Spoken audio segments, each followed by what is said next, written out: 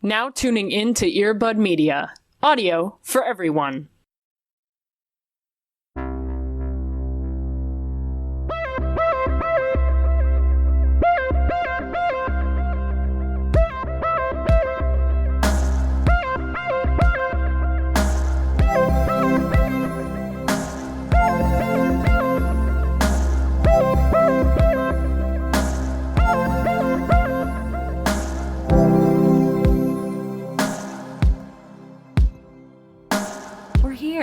We're here.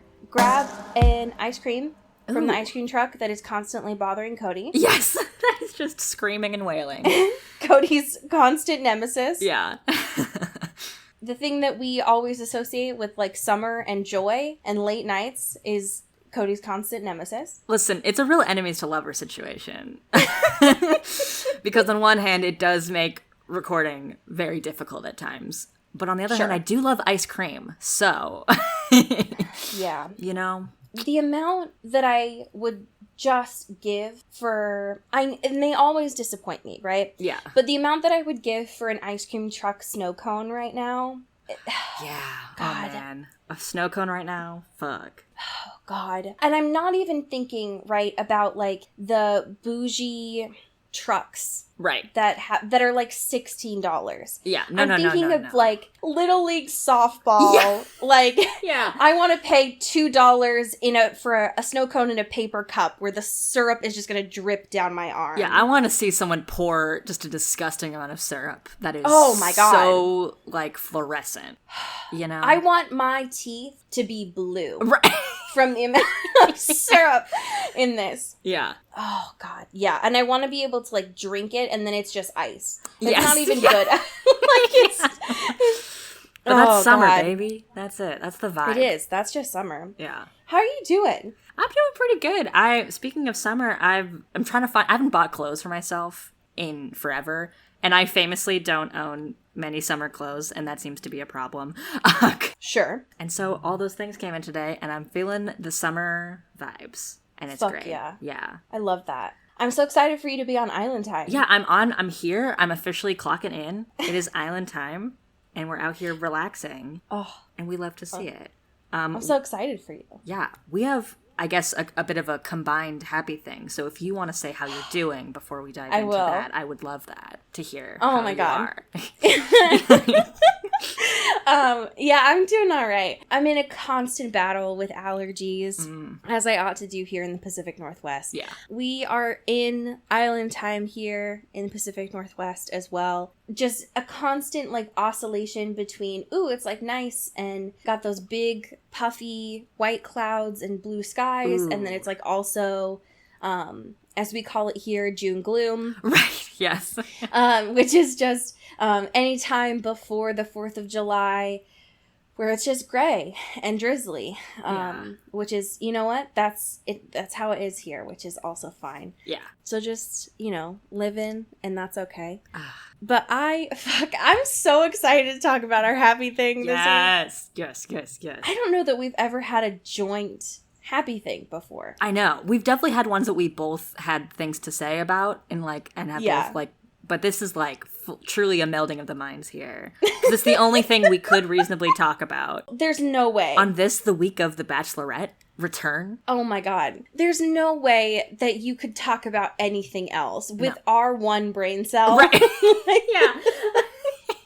We're really going on autopilot on this one because it's just like, exactly done. I feel like we try our best to not talk about the Bachelor franchise as much on this show. Right. Because this could really turn into a Bachelor fan podcast. Exactly. And that's not what we want to do. It's not what we want. Listen, the happy things are meant to just touch a little bit on the trash that we enjoy. Right. Outside just a little of this sampling. Show. Yeah.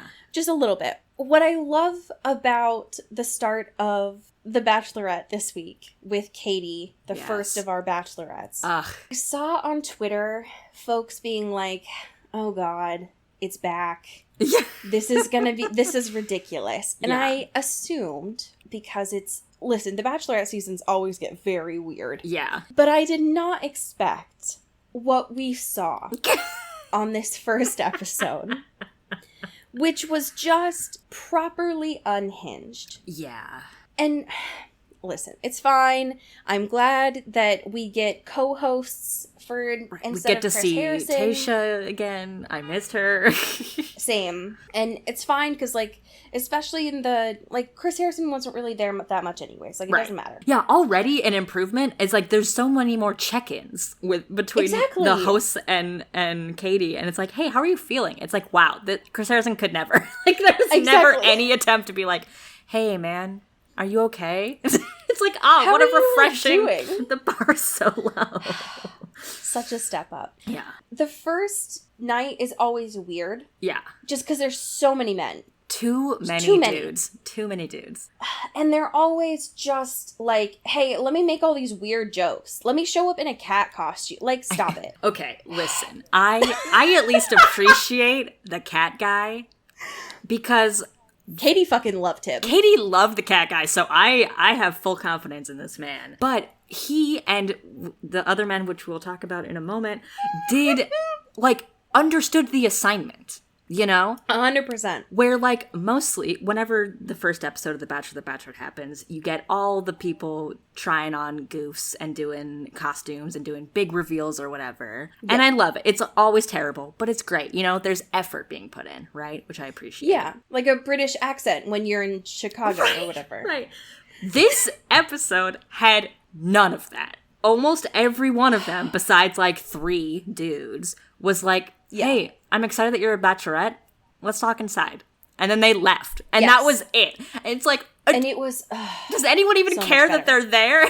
Seeing this wonderful woman? There were some weird ones. Yeah. Of like, hey, let me bring my blow-up doll. Yeah.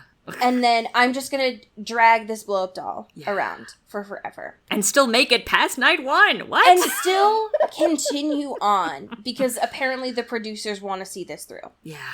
It's like, hold on, we're not done with this. No, this man needs to stay. The standout of the night, by far, the only man I would the cat guy apparently, like, Katie loved him. Yeah.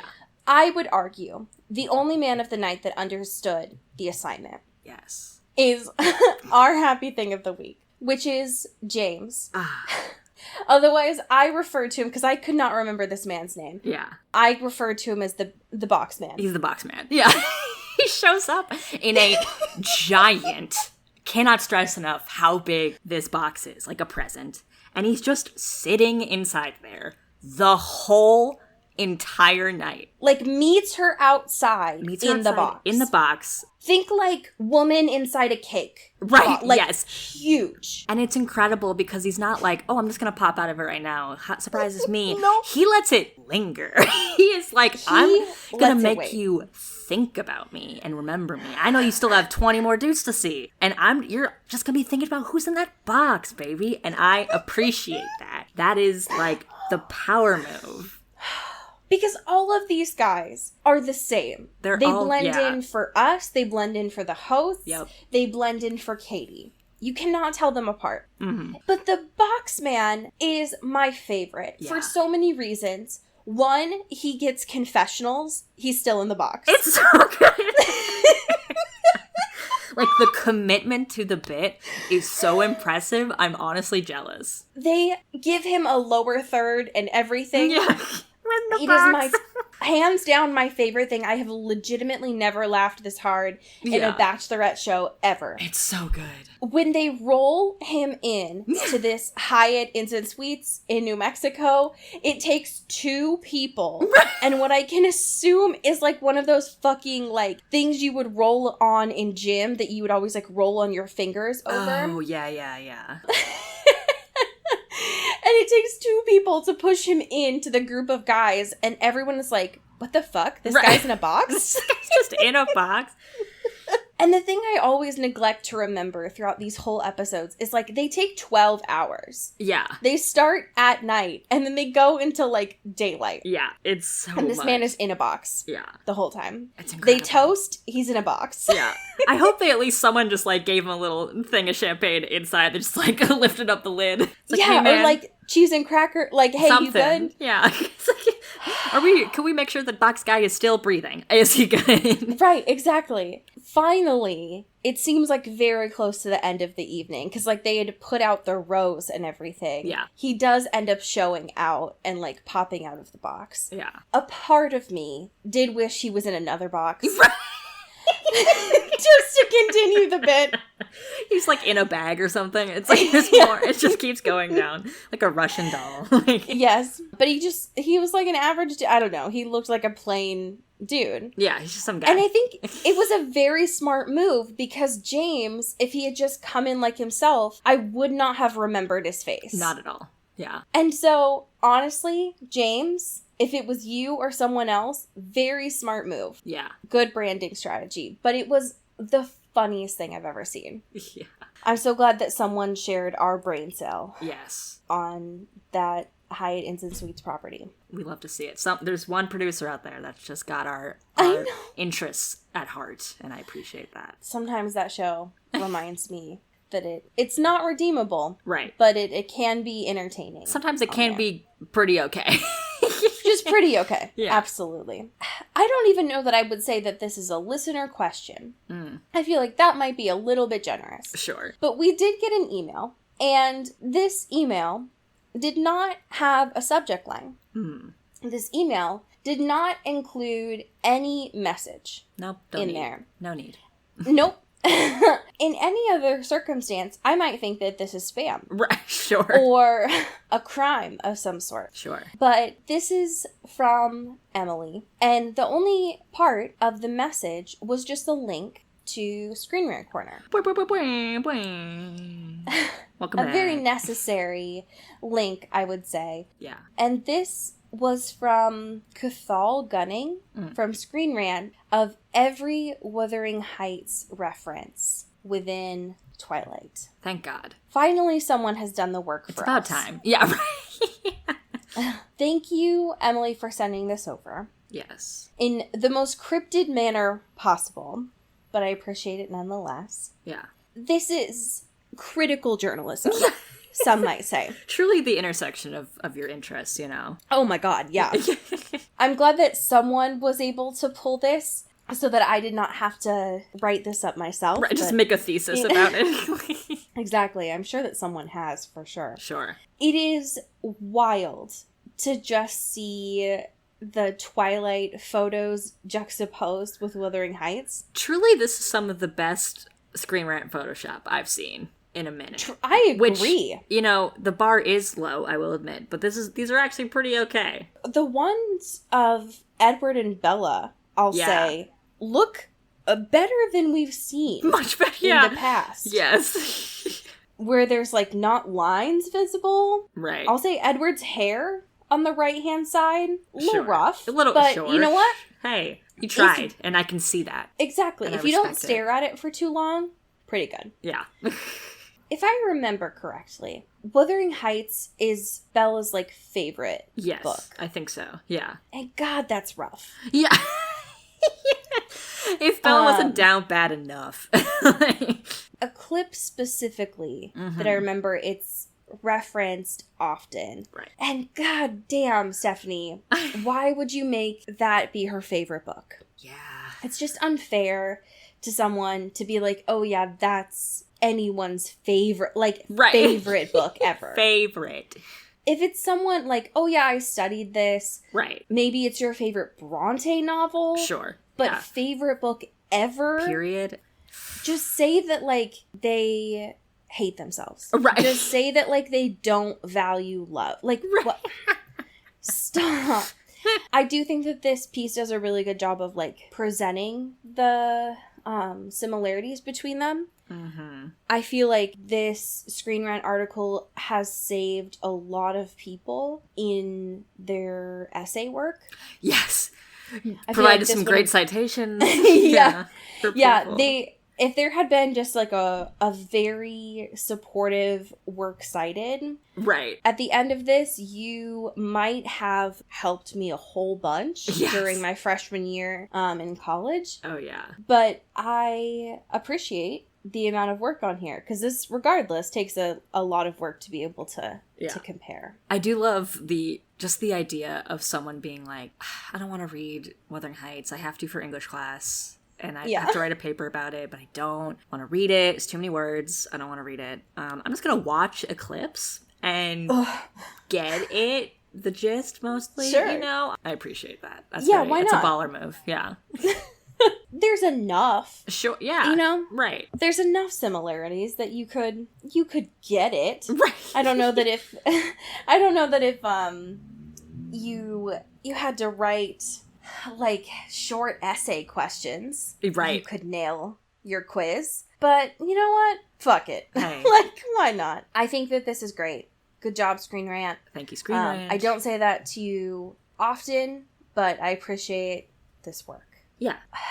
We are, like, really getting there. Yes. With the host. We really are. And I've been saying that for so long now. But it feels real. Starting it. I'm starting to not believe it, but we are. Like, we are 85% of the way through this I feel like book. we're no longer... We've been in the stage of denial for the past couple weeks, being like, we're so close. Wink. Like, we're for sure. Right. The end is definitely next week. For sure. But we are actually, for sure, not a bit, very close to the end of this book. It is wild to think that we will be done soon. Yeah, the evil is almost defeated. That there is a time in the very near future where we will be done reading this book. Oh, and we get to finally watch a movie, which is the part that I am very excited for. Yes, we get to see Miss Saoirse in her moment, in her element. I know. Oh, God.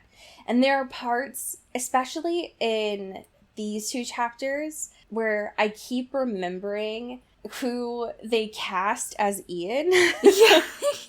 And not just that he fucking did the audiobook for Midnight Sun, but his role specifically in Supernatural, where I'm like, oh fuck, like I'm very excited. Yeah, that's my boy.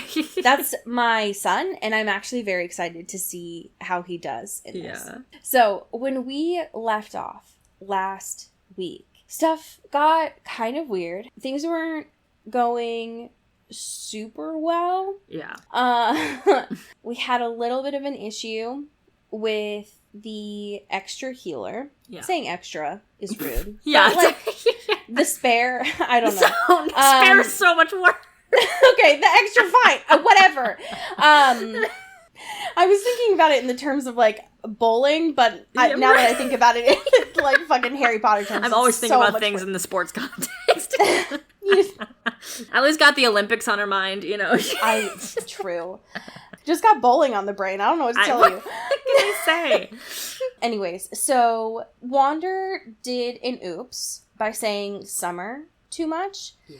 And the human is struggling because they don't know anything about their life. They just know all of the healer's memories that were in their brain, aka my worst fucking memory. Just like my worst nightmare of just not knowing anything about my life, just all the stuff that has been like inputted into me. Yeah. Then by the end, when we left off, Wander had seen just a little scuffle that was happening in the main area. Yeah. And wasn't entirely sure of what was happening.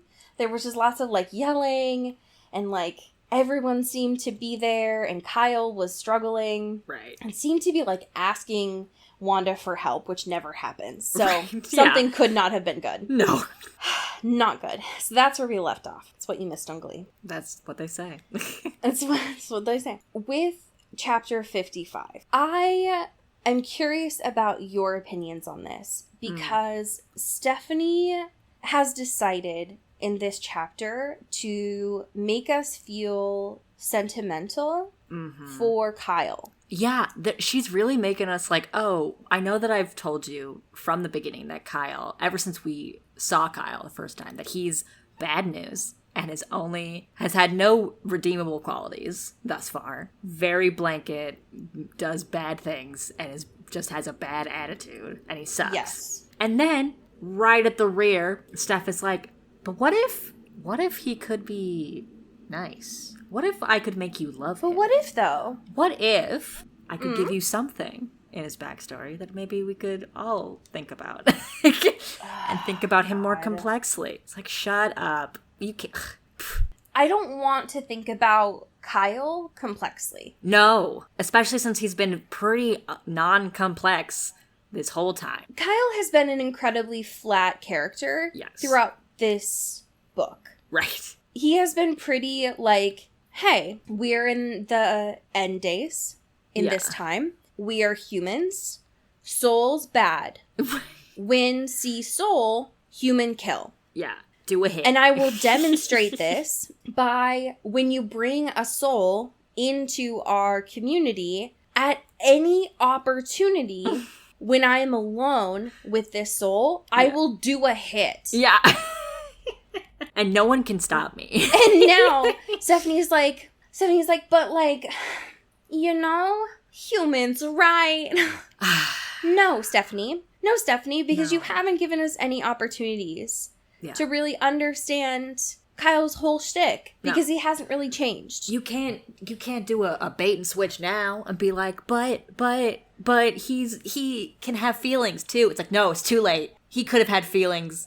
No. So many opportunities. Get out. Kyle's been pretty stable throughout all of this as soon as Wander proved that they had a use for Kyle, Kyle was like, okay, they can stay alive. I guess you're okay. Right. That is the only reason why Kyle was like, okay, fine. And now we are meant to see Kyle throughout this chapter as someone who was like physically affectionate, albeit almost like guarding and nurturing to this character because of what, Stephanie? You are not gonna, don't do this to us. Hey. It just makes no sense. There's no build, like it doesn't make logical sense from a writing perspective. There's no character development for him. Yeah. Anyways, what we were referring to here is the whole kerfuffle that Wander walked in on here, where Kyle was asking Wander for help, which is weird enough in and of itself, is that standing behind Kyle is what Stephanie describes as a little pale face. Yeah. With long, curly black hair. Stephanie, I wonder if that sounds like any of your characters from the Twilight Saga. Can't think of one. Nope. That doesn't start any resemblance to Bree Tanner. Stephanie? Steph. Weird. Cool. Weird that it doesn't sound like when you describe her as her mouth hanging open in terror and her dark eyes being frantic. Yeah, the defining characteristics of Bree Tanner. Yeah, right. And when her eyes are a different color than all of the humans. Stephanie? It's like, could you write a different book, please? I think that's asking a lot. I hate it. I hate that all of her agents were like, Stephanie, I'm so proud of you for writing a different story. It's so fresh and new and nothing like anything you've done before. Right. Throughout this whole interaction, we are learning that Kyle has brought in a guest. We are not sure who this guest is. But Jeb is very annoyed by all of the arguing and all of the fighting. And Dad is angry. He's pissed. Dad is annoyed, specifically because all of this arguing is keeping people away from their work. Yeah. Specifically keeping them away from their work on planning and tending to his cantaloupes, which is non-negotiable and completely unacceptable to Jeb. So yeah, let Jeb have his little cantaloupes, okay? This man cannot live without melons, so fuck off and get back to work, He's folks. Dealing with a lot, you know? Everyone's having a bad time, and he just wants a nice little melon to eat. It's the apocalypse, folks. Can this man not have a shitty melon? Please. Jeb with his melons reminds me of the guy in Avatar: The Last Airbender with the cabbages. And 100%. Everyone's always fucking over his cabbages, and it's like, can he have this one thing? 100%. Let him have it. Let him have his cantaloupes. Come on. I completely agree. Anyways, once everyone fucks off, we are to find out that what we Wanda is unsure if this is a girl. We find out eventually that this is a woman. She's like 28. But Stephanie refuses to describe her as a woman and is like, she's tiny, but she's curvy. Yeah. And she's so small, but she's, you know, she's just a perfect, curvy, and hourglass shape. And it's like, Stephanie, what the fuck are you describing? Like, it's like what is going on? She's like a tiny Fabergé egg, but also she's very sexy and also powerful. So don't get it twisted. It's like, I can't keep up. What are you? Who is this woman? If you touch her, she'll break, but also she's, you know, she could have a baby at any time. So it's like, what the fuck? I cannot stress enough how fertile she is. She is so delicate and soft, but her name is Sunny. So in case you forgot, she's approachable. Yep. This is a soul. This is an alien. What we don't find out until, like, literally the end of this chapter is that the soul embodying this human is Kyle's wife. Yeah. That's incredibly important to know. Yeah. About why crucial. Kyle is like, don't fucking touch this human. Yeah. That's my wife. Because Stephanie mentioned that a while ago about why Kyle was leaving, but it is not explicitly clear about who this person is. Yeah. And so when I had first read this, I was like, why does he care about who this is? Like, why does this matter? And that is important to know if you are listening to us talk about this book, but you are also not reading it. Yeah. Helpful to know. Right. Anyways, Sunny, as she prefers to be called, is very scared. Yes. Incredibly scared. Wanda soon finds out that the only other place that Sunny has lived was with the bears. Right, the bear planet. One of my favorite moments in this chapter is when Sunny was like, whoa, you lived with the bears too? You're like super famous there. And Wanda was like, fuck. So you must have lived in the Crystal City where I like saved all those people? Yeah. And Sunny was like, yeah, like I heard that story so many times. And Wanda was like, yeah, anyway, so do you like being a bear, Sunny? How was that experience for you? Do you feel like a bear? Do you love the bears?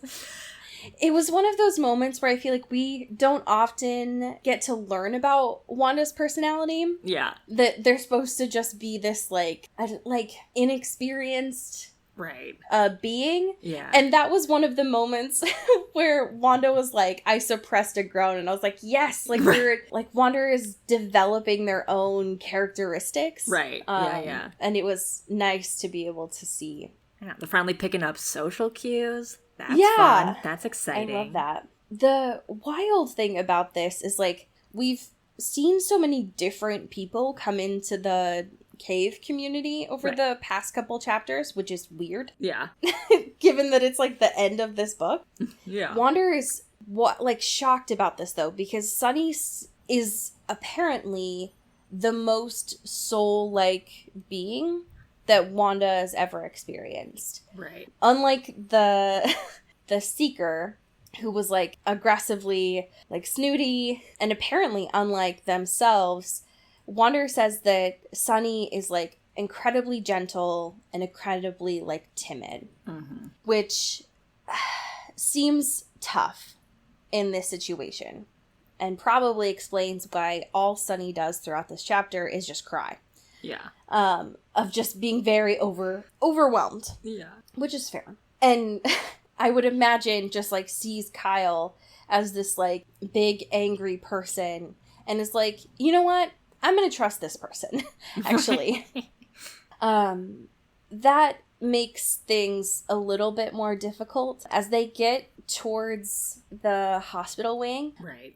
Wanda starts to ask Kyle questions and is like, Sunny, you can stay here and cry. That's fine. Yeah. I just need to ask Kyle just a couple clarifying questions. Yeah, here. Nothing about you, though. Don't even worry. I got you, bestie. Nope, you're good. Totally not going to be talking about you.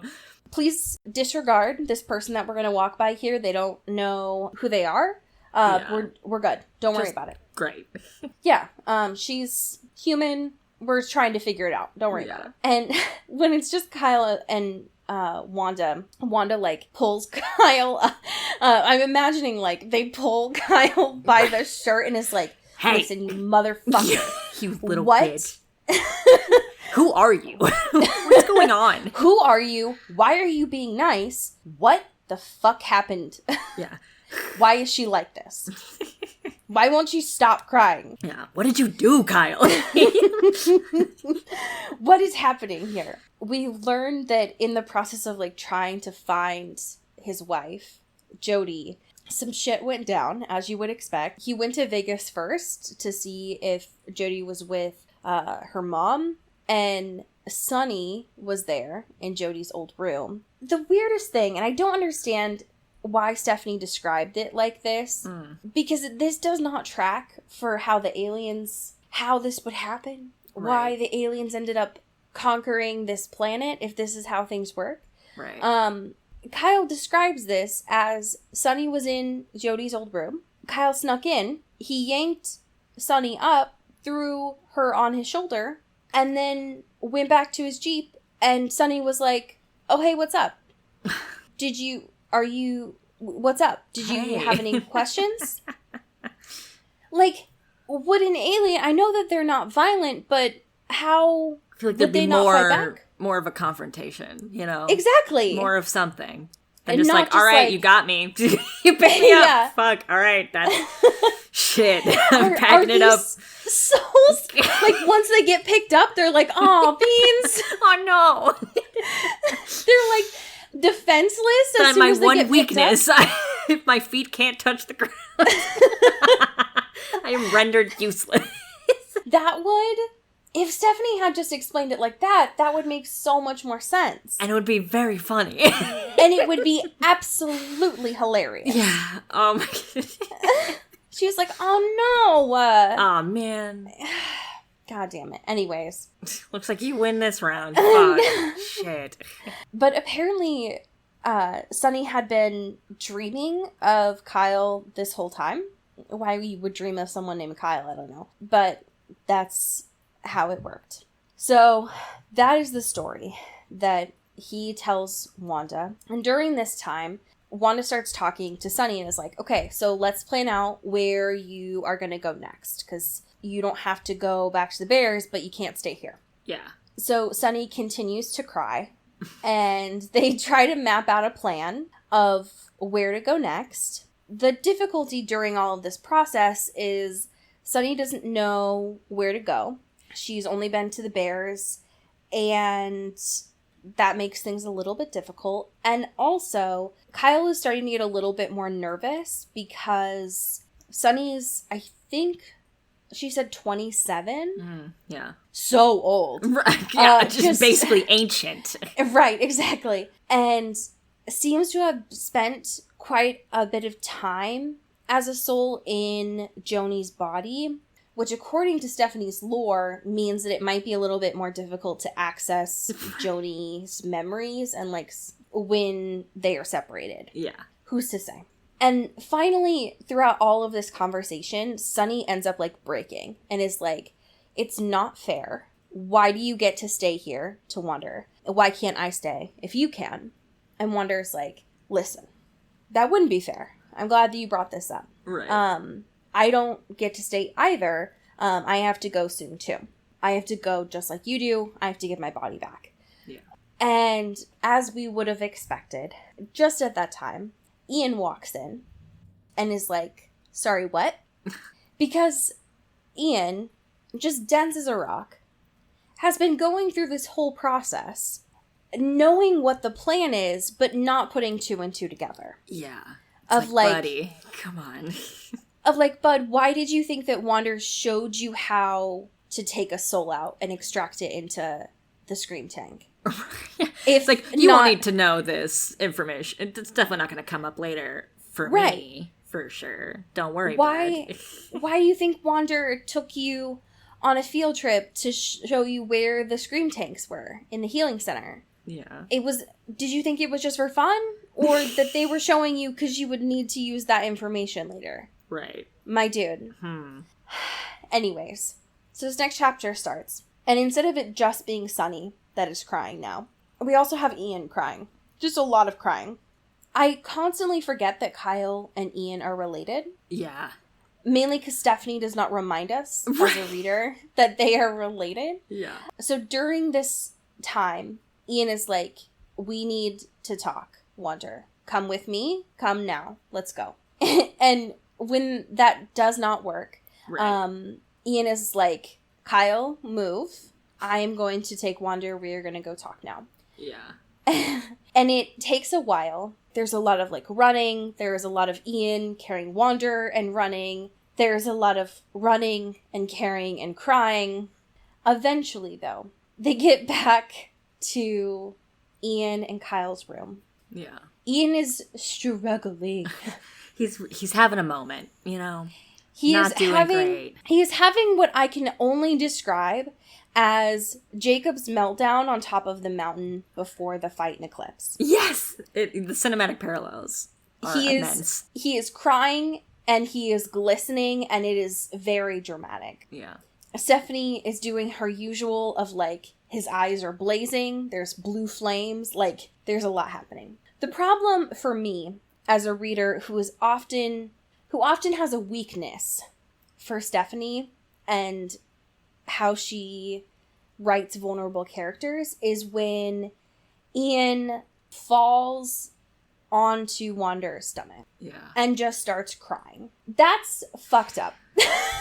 Yeah. Because that, as Wander describes, is so much worse than being mad. Oh my god, yeah. It's like the disappointed. I'm not angry, I'm disappointed. But it's like, no, exactly. I'm not angry. I am just full of despair. And I will weep in front of you. Because what do you do in that point? Like, that's just... and Wanda's still not having a great grasp of, like, social skills and emotions and stuff. I can imagine them just doing, like, the there broom thing. Being like, oh, yeah, with the broom. Oh, it's okay. I don't know how to process any of this. Exactly. Even they're like, just don't. Please don't. Yeah. It's just rough. Like, especially because the fact that it was so much denial on Ian's part of like, what if I just don't acknowledge that this is happening? Then it won't happen. It'll be fine. Yeah. And it is rough. Especially when throughout most of this conversation, when they end up being able to discuss this again, is Ian just trying to say like, you don't have to do this, like you deserve a life. And Wander finally saying what we have known throughout most of this, which is why they are doing this. Not just the fact that, like, Mel is, like, trapped, like a prison in there, but saying, quote, in reference to Melanie, but I love her, Ian. Bum, bum, bum. And I just... Stephanie, what the fuck is this? What is this? What is this? Because why? Listen, you know? Steph said, love triangles, tired, boring. Love rhombuses, love squares. Yeah. Bigger shapes. Bigger shapes. This is the answer. Bigger number, better love. And better writing. Exactly. Print it. And for the first time, well, at least with Melanie and Jared, this could be an actual love triangle. Right. Yes. This is how a love triangle actually works. Right. Oh, yeah. Very fun. And not just how fiction portrayed it. Right. When this was published. Yes. Which is, let's give a character two or more options. Yeah, right. Yeah. Mm-hmm. But she's a coward and she won't give them. She won't do a triangle. No. Anyways, Ian's like, but I love you. Wham. So that's rough. Yeah. They start to kiss. And it's, as usual, rough. And it even goes, Wander even goes so far as to say that, like, describe it as, like, a fog. So that sucks. Wander does say, though, that, like, they love Ian. So that's good. And this chapter ends with Ian, as usual, being incredibly stubborn because we're going towards another tribunal. Bum, bum, bum. Welcome back to Survivor, baby. Yep, we are going back to Survivor next episode because Ian is like, actually, fuck you. Yeah. I'm not listening to your decision. And everyone gets to vote on whether you live or die again. Right. Isn't that fun? Just, you know, for shits and giggles. It's like, I hear you for sure. Totally. Absolutely. But fuck that. We're taking it to the council. Yeah. So next week, when we have chapters 57 and 58, we get to see if everyone votes on whether Wander lives or dies again. Yep. And then hopefully we won't have to read more of Sunny and Kyle as Stephanie's poor attempt to recreate Finnick and Annie. Yeah. Because that's what it feels like to me, and I fucking hate it. Yeah, I can't handle this. Because, like, one, Stephanie, don't ever... How dare you? Leave that to Suzanne Collins, who, like, already took over your brand. Right. And I can't stand Kyle. So. Yeah. Fuck off. I hate it so much. Anyways, we have some amazing patients to thank. Ooh, yeah, we do. Would you like to start us off? Absolutely. Thank you to Mallory Hardwick. Ooh. Pew, pew, pew, Ooh. pew. Yes. Thank you to Katie Black. Boy, boy, boy, boy. Pew, pew. Shout out Kylie Minty. Pew, pew, pew, pew. Thank you to Alex Dornan. Boy, boy, boy, boy, boy. Bam, bam, bam. Shout out Carrie Goldberg. Pew, pew, pew, pew. Thank you to Mickey Meyer. Woo! Yeah! Shout out Rebecca Cullen. Pew, pew, pew, pew. Uh. Thank you to Mulch Gray. Mulch! Wow! Shout out Taylor Brown Town Laudner. Thank you to Jasmine Anastasia. Wow, wow, wow. Yes. Thank you to Bailey Christian. Thank you to Jay Molina. Shout out Cassandra Bomer. Ooh. Ooh. Thank you to Toussaint Wander. Wow. Yeah. Shout out Kristen Strider. Yeah. Ooh. Thank you to Julia Stewart. Thank you to Megan Pattinson. Thank you to Cassandra O'Shea. Shout out Rachel Seeker. Yeah. Ooh. Thank you to Maddie Fashionelli. Shout out Genevieve Morgan, our newest patron. Welcome to the fold. Welcome to the family. Hello. Thank you, as always, to my mom, your mom, our mom, Kelly Beck. Hell yeah.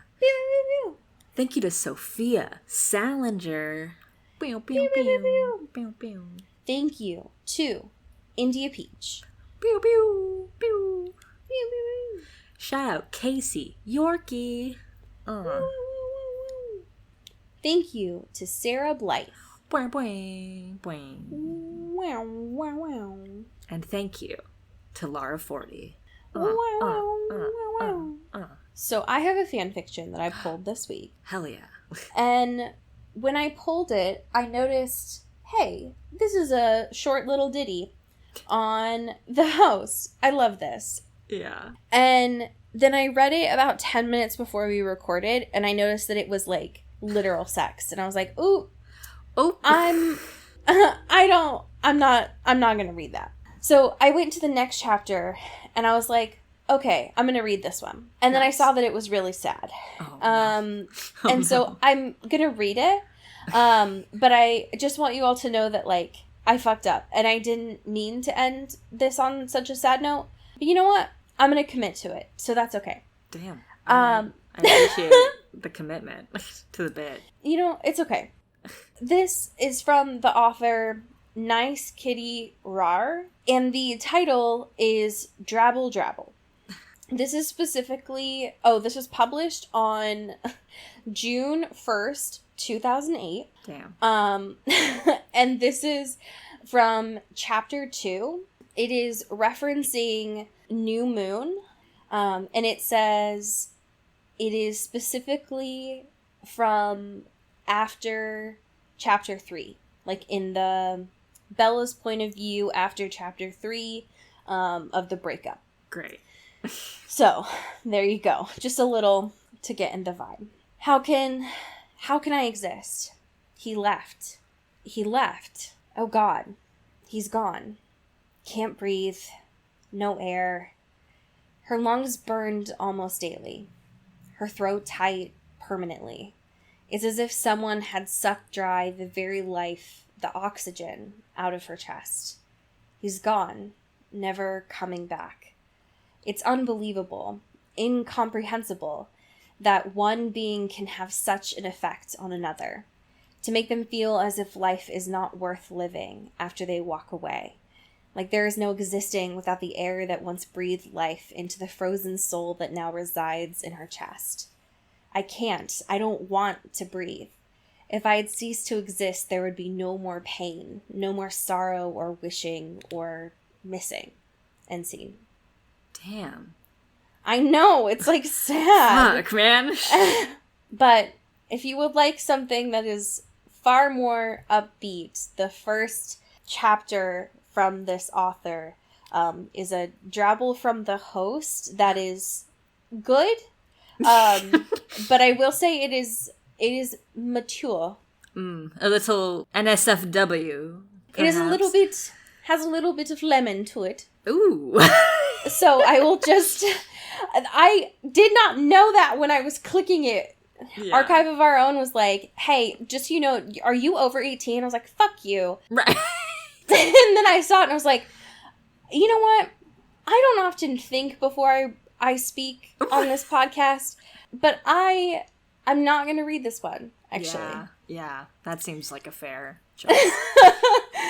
You can live your truth on AO3. You know what I mean? Do what you want. Yeah. Hey. I would, follow James's journey. Sit in a box. Read fluff. Whatever you want. We are glad that you listened this far. Yeah. And as we say in the Pacific Northwest... Get bit. And get whipped. Ooh. Ooh! Into the Twilight is an Earbud Media production. Our theme music is by Eli Krause, and our artwork is by Maddie Padilla. Follow the show on Twitter at Into the Twilight, and support us on Patreon at patreon.com/IntoTheTwilight. Send us an email or a fanfiction at intothetwilightshow@gmail.com. You can find Allie at Into Wild Places and me at Cody Crow.